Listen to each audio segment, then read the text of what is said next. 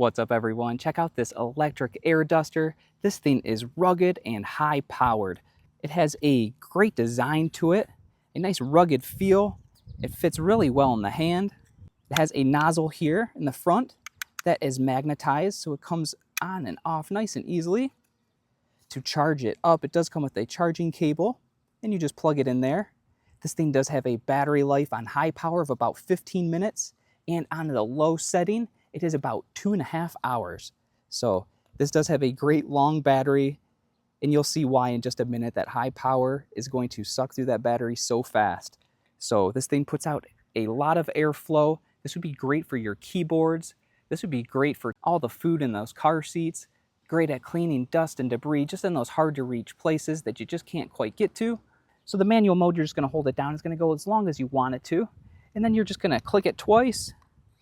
It's going to turn on. It's going to be low speed. Click it one more time. It's going to go medium speed. And the final time, that is the high flow right there. And that thing is super powerful. So let me just show you right here on these rocks. This is so convenient compared to compressed air because you're just able to plug it in and reuse this over and over again, that we don't have to go back to the store buying compressed air.